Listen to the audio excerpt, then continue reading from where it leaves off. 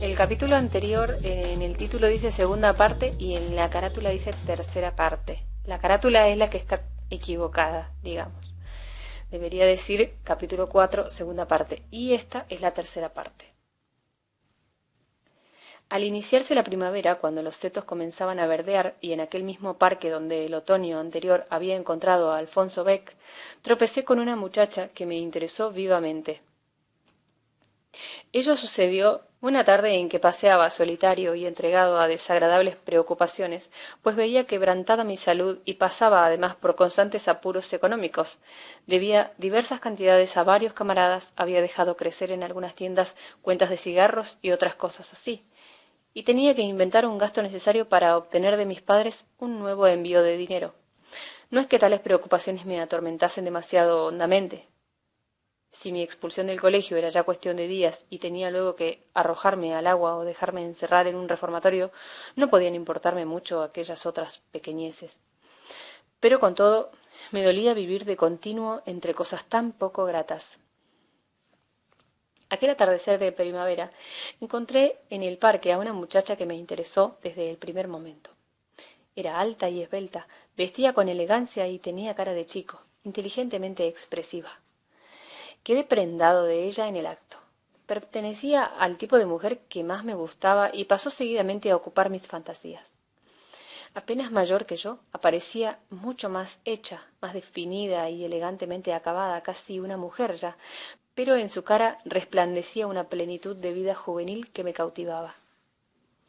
Nunca me había aventurado a acercarme a ninguna de las muchachas que me había interesado, y tampoco esta vez me mostré más resuelto. Pero la impresión fue más honda que nunca, y este enamoramiento ejerció sobre mi vida la más poderosa influencia.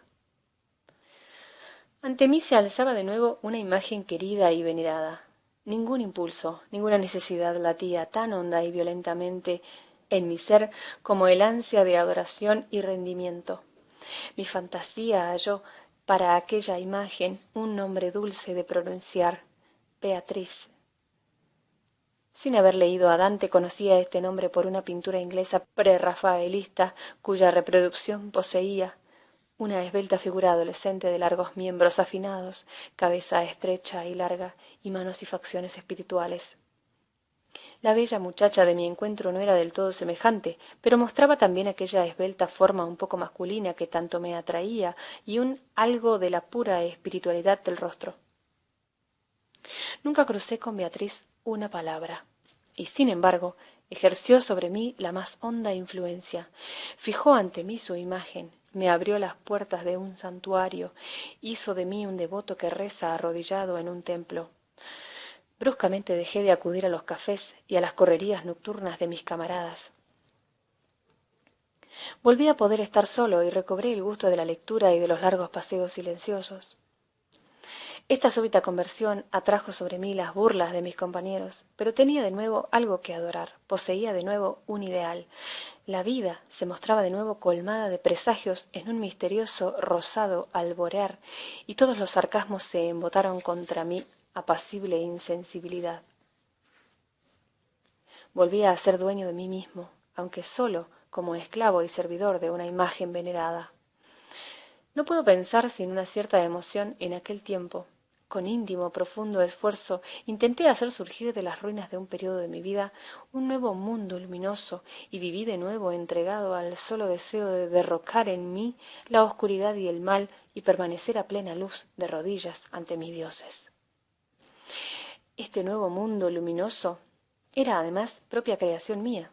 No era ya una fuga en busca del refugio materno, de la seguridad irresponsable, sino una servidumbre estatuida por mí y que yo mismo me imponía, plena de responsabilidad y disciplina. La sexualidad bajo cuyo imperio sufría y de la cual huía con esfuerzo infinito, debía depurarse en este fuego y convertirse en devoción y espíritu. No debía subsistir nada sombrío ni repulsivo. Las noches atormentadas, las palpitaciones ante imágenes obscenas, la escucha a través de puertas prohibidas, la salacidad. En lugar de todo esto, erigí mi altar con la imagen de Beatriz y al consagrarme a ella, me consagré al espíritu y a los dioses. Aquella parte de mi vida que hube de sustraer a las potencias sombrías, la ofrecí en sacrificio a los poderes luminosos. Mi fin no era el placer, sino la pureza, no la felicidad, sino la espiritualidad y la belleza. Este culto a Beatriz transformó por entero mi vida. Ayer todavía un cínico prematuro era hoy devoto ministro de un templo con la aspiración de llegar a ser un santo. No sólo me aparté de la mala vida a la que me había habituado, sino que traté de transformarlo todo, infundiendo en todo, hasta en lo más cotidiano, la comida, el lenguaje y el vestido, pureza, nobleza y dignidad. Comenzaba por las mañanas con abluciones frías a las que me costó mucho acostumbrarme. Me conducía severa y dignamente y andaba erguido y con paso lento y mesurado. Desde fuera puede que todo esto resultara un tanto cómico, mas para mí era un puro servicio divino. De todas las nuevas ocupaciones en las que hube de buscar una expresión a mi nuevo estado de ánimo, una llegó a adquirir singular importancia para mí. Encontraba que la reproducción de la Beatriz prerrafaelista no se parecía suficientemente a la muchacha de mis amores y decidí intentar por mí mismo su retrato. Con alegría y esperanza renovadas, llevé a mi cuarto el papel más bonito que encontré, colores y pinceles, y los dispuse cuidadosamente, paleta, platillos y lápices. Los finos colores, en sus tubitos de plomo, me llenaban de gozo. Aún me parece estar viendo resplandecer en el blanco platillo de porcelana un verde de cromo intenso y vibrante. Procedí con prudencia. Considerando muy difícil pintar de buenas a primeras una cabeza, probé antes mis fuerzas en empresas más sencillas. Pinté motivos decorativos, flores y pequeños paisajes imaginarios, un árbol junto a una ermita, un puente romano con cipreses. A veces me abstraía por completo en aquel juego, sintiéndome feliz, como un niño con su caja de pinturas. Por último comencé ya a pintar a Beatriz. Los primeros intentos fracasaron totalmente. Cuanto más me esforzaba en representarme el rostro de la muchacha, a la cual veía de cuando en cuando en la calle, menos conseguía trasladar sus rasgos al papel. Por último renuncié a ello y empecé a pintar simplemente una cara, siguiendo los caprichos de mi fantasía y las indicaciones que nacían espontáneamente de lo comenzado, del color y de la pincelada. Resultó así un rostro imaginario, un puro ensueño, que me satisfizo ya algún tanto. Sin embargo, proseguí los ensayos y cada nueva hoja fue mostrando mayor expresión y se acercó más al tipo buscado, aunque no desde luego a la realidad. De este modo fui acostumbrándome más y más a abandonar el pincel a la sola guía del ensueño, trazando líneas y llenando superficies que no respondían a modelo alguno, producto inconsciente de tanteos caprichosos. Por último, un día, sin darme apenas cuenta, terminé una cara que me decía más que las anteriores. No era la de aquella muchacha, ni siquiera la recordaba. Era algo distinto, irreal, pero no menos valioso. Parecía más bien la cabeza de un adolescente que la de una muchacha. El cabello no era rubio claro como el de Beatriz, sino castaño, con un leve matiz rojizo. La barbilla, enérgica y firme, contrastaba con la boca, roja y florida, y el conjunto, un poco rígido, con algo de máscara, resultaba, sin embargo, impresionante y lleno de vida secreta. La contemplación de aquella pintura despertó en mí una impresión singular. Me parecía como un ícono o como una máscara sagrada, a medias masculina y femenina, a medias sin edad, tan voluntariosa como soñadora, tan rígida como secretamente viva. Aquel rostro tenía algo que decirme, era algo mío, demandaba algo de mí, y se parecía a alguien. No sabía yo a quién. Este retrato acompañó ya todos mis pensamientos y compartió mi vida. Lo mantenía oculto en un cajón. Nadie debía descubrirlo y burlarse de mí. Pero en cuanto me hallaba solo en mi cuartito lo sacaba y vivía con él.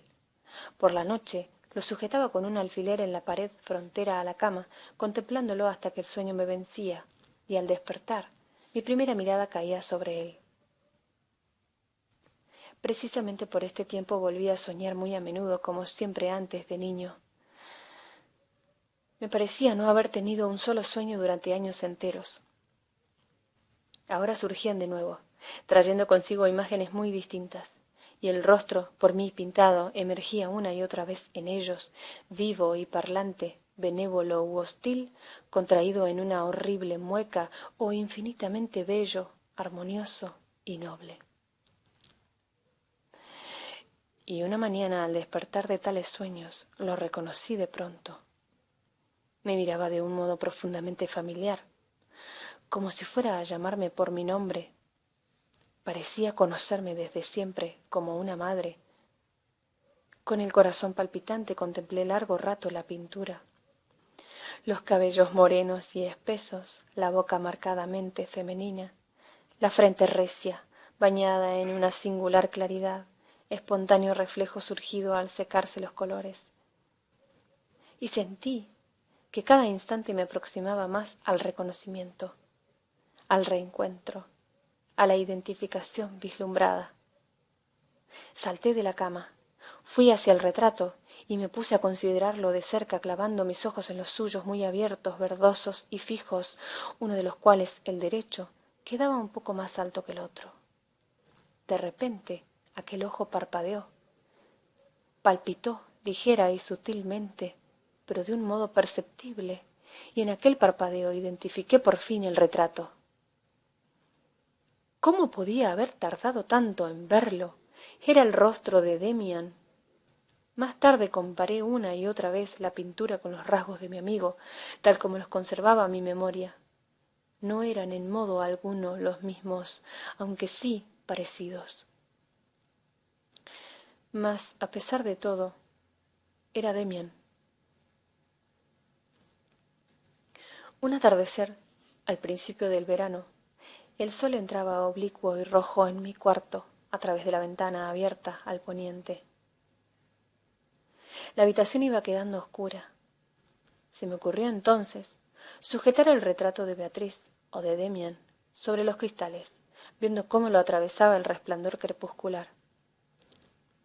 El rostro desapareció, desvanecido su contorno, pero los ojos, bordeados por un fulgor rojizo, el claro reflejo de la frente y la boca, intensamente roja, resaltaron ardientes con profunda violencia. Largo rato permanecí ante la pintura, aun después de haberse extinguido su fulgor, y poco a poco fue apoderándose de mí la sensación de que no era Beatriz, ni tampoco Demián, a quien representaba, sino a mí mismo. No se me parecía, y yo sentía que tampoco debía parecérseme, pero era lo que formaba mi vida, era mi interior, mi destino o mi demonio.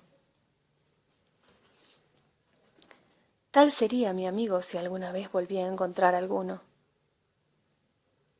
Así sería mi amante si alguna vez la tenía. Así sería mi vida y así sería mi muerte. Así eran el sonido y el ritmo de mi destino. Por aquellos días había comenzado una lectura que me impresionó como ninguna anterior. Aún después, solo muy pocas veces he vivido tan hondamente un libro, quizás solo Nietzsche. Era un tomo de Novalis, con cartas y sentencias, muchas de las cuales no llegaba a comprender, pero que sin embargo me atraían y subyugaban todas. Una de estas sentencias acudió en aquel momento a mi memoria y la escribí al pie del retrato. Destino y espíritu son nombres de un solo concepto. Ahora ya la comprendía. Todavía encontré varias veces a la muchacha, a la que había dado el nombre de Beatriz. No sentía ya emoción al verla, pero sí un suave recuerdo, una intuición sensible. Estás ligada a mí, pero no tú misma, sino tan solo tu retrato. Eres una parte de mi destino. Nuevamente se apoderó de mí el deseo de ver a Max Demián. Hacía ya años que nada sabía de él. Solo una vez lo había encontrado, durante unas vacaciones. Ahora me doy cuenta de haber silenciado en mis notas nuestra breve entrevista y veo que lo hice por ahorrarme una vergüenza y una herida en mi vanidad. Repararé ahora mi omisión. Durante unas vacaciones vagaba yo una tarde por las calles de mi ciudad natal, con la expresión desencantada y siempre un poco fatigada de mi época de excesos, blandiendo un bastoncillo y mirando con descaro los rostros envejecidos, pero siempre iguales, de los despreciados filisteos, cuando vi venir en sentido contrario a mi antiguo amigo. Su aparición me sobresaltó singularmente. La imagen de Franz Cromer relampagueó en mi recuerdo y deseé que Demian hubiese olvidado de verdad aquella historia. Me era muy desagradable sentir que le debía alguna gratitud. En realidad aquello no había sido más que una tontería de chiquillos, pero de todos modos tenía que estarle agradecido. Pareció esperar a ver si yo quería saludarle, y cuando lo hice, esforzándome en mostrar la mayor naturalidad posible, me tendió la diestra. Aquel era de nuevo su apretón de manos, firme y cálido y distante al mismo tiempo, viril. Me miró atentamente a la cara y dijo: «Ya eres un hombre, Sinclair». Él mismo no parecía haber cambiado en nada. Lo encontraba tan maduro o tan joven como siempre. Se me agregó y dimos un paseo, hablando de cosas indiferentes, sin rozar para nada el pasado. Recordé haberle escrito tiempo atrás, varias veces, sin haber obtenido respuesta, y también deseé que hubiera olvidado aquellas cartas tan simples. Nada me habló de ellas. Ni Beatriz ni el retrato existían aún por entonces. Me hallaba todavía en pleno periodo de disipación. En las afueras de la ciudad le invité a entrar en una bodega. Con estúpida fanfarronería pedí una botella de vino, llené los vasos, brindé con él y vacié el mío de un trago, mostrándome muy al corriente de los usos estudiantiles. «¿Vas mucho por los cafés?», me preguntó. «¿Qué va uno a hacer si no?», contesté perezosamente. «Al fin y al cabo es lo más divertido». «¿Crees tú?». «Quizás tengas razón. Desde luego hay en ello algo que tiene su belleza, la exaltación báquica, pero yo encuentro que en la gente que anda todo el día de bodega en bodega se ha perdido por completo tal exaltación. Se ha convertido en un hábito, y a mi ver, de los más filisteos. Una noche de verdadera embriaguez y orgía a la luz de las antorchas, eso sí, pero pasarse la vida sentado ante una mesa, trasegando vaso tras vaso. ¿Qué puede haber en ello? ¿Puedes imaginarte acaso a Fausto sentado una noche y otra en una tertulia de café? Vacié mi vaso dirigiendo a Demian una mirada hostil y dije secamente: «No todos podemos ser Fausto». Demian me miró un poco desconcertado. Luego se echó a reír con su antigua espontánea superioridad. «Está bien, ¿para qué vamos a discutir? De todos modos, la vida de un borracho o de un libertino es probablemente más intensa que la del burgués irreprochable. Y además, lo he leído no sé dónde, la vida del libertino es una de las mejores preparaciones para el misticismo. Siempre son individuos como San Agustín los que luego se tornan videntes. También San Agustín comenzó por abandonarse al placer». Lleno de desconfianza y no queriendo dejarme dominar por Demian, respondí con aire indiferente: «Lo mejor es que cada uno haga su gusto. Por mi parte he de confesar que no tengo el menor interés en llegar a ser un vidente ni cosa parecida». Demian me lanzó una mirada penetrante por entre sus párpados entornados.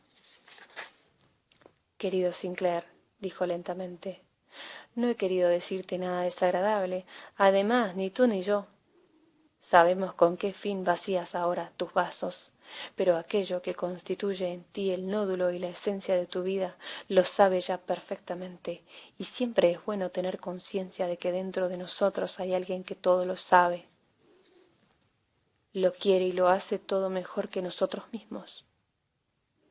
Pero me vas a perdonar que te deje ya, tengo que volver a casa». Nos despedimos brevemente. Yo permanecí en la bodega invadido por un oscuro mal humor. Acabé de vaciar la botella y al marcharme supe que Demian había pagado el gasto. Este detalle aumentó mi irritación. Mis pensamientos se detuvieron ahora en este pequeño suceso. Demian los llenaba todos. Y las palabras que me había dicho en aquella bodega de las afueras emergieron de nuevo con singular actualidad en mi memoria. Siempre es bueno tener conciencia de que dentro de nosotros hay alguien que lo sabe todo. Contemplé de nuevo el retrato colgado en la ventana, extinguido ya por completo, pero aún veía brillar sus ojos. Era la mirada de Demian, o de aquel que había dentro de mí, que lo sabía todo. Mi deseo de volver a encontrar a Demian se hacía cada vez más ardiente. No tenía noticia alguna de él ni sabía cómo llegarle.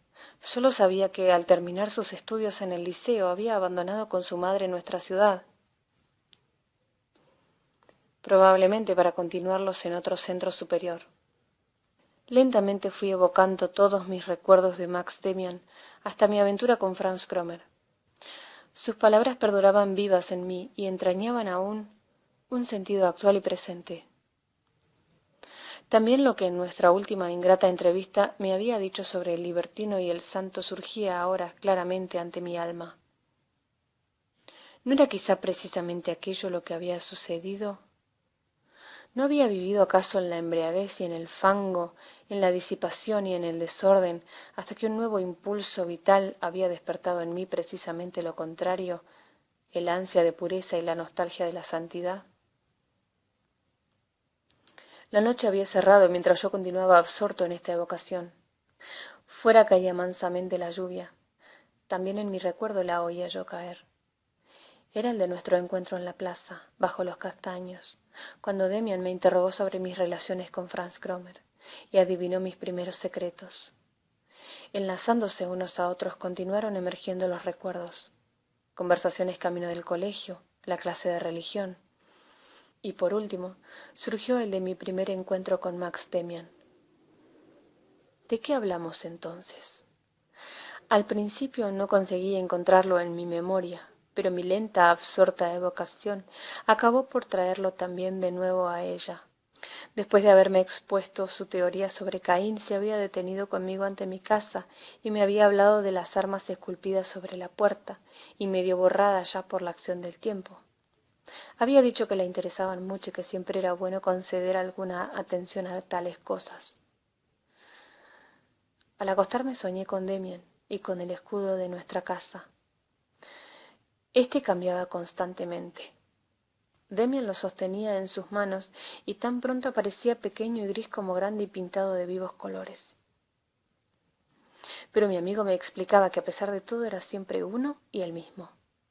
Por último me obligaba a comérmelo, y de pronto sentía, con espanto indecible, que el pájaro heráldico adquiría vida en mí y comenzaba a devorarme las entrañas. Presa de mortal angustia desperté. Era aún noche cerrada y la lluvia penetraba en el cuarto por la ventana abierta. Me levanté a cerrarla y al atravesar la habitación pisé algo claro que yacía en el suelo. Por la mañana vi que había sido mi pintura. Con la humedad se había arrugado toda. La puse a secar en un libro, entre papel secante, y al cabo de unos cuantos días, cuando fui a verla, la encontré en buen estado, pero algo cambiada. La boca se había afinado un poco y no era ya tan roja. Ahora era exactamente la de Max Demian. Aquella misma mañana comencé un nuevo dibujo que debía representar al pájaro heráldico. No recordaba ya muy exactamente cómo era, y además sabía que ni aun de cerca hubiera sido posible reconocer todos sus detalles, desvanecido por el tiempo y por sucesivas capas de pintura. El pájaro estaba posado sobre algo, sobre una flor, un cesto, un nido o una copa de árbol. Sin ocuparme de lo que fuese, comencé a pintar aquella parte de la que conservaba una idea más precisa,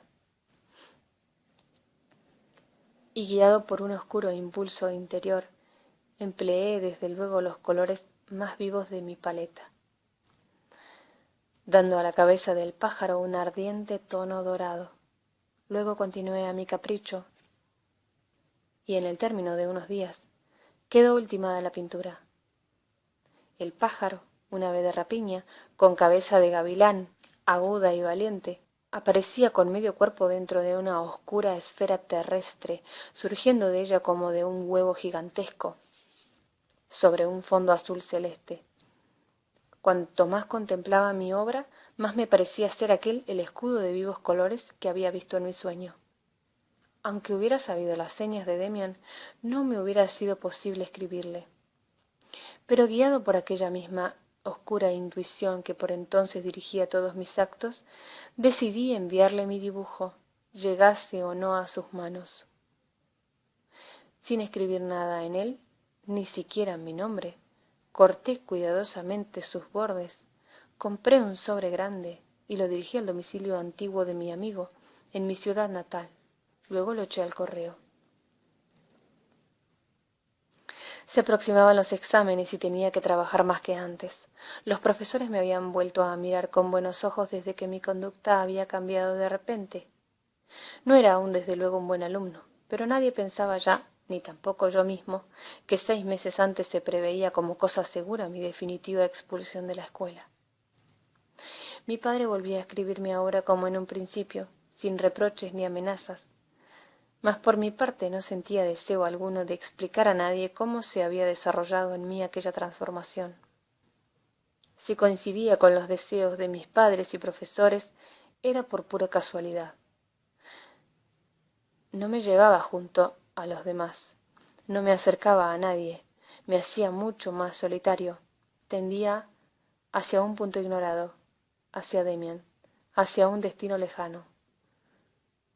Yo mismo no lo sabía, me hallaba en su corriente y me abandonaba a ella.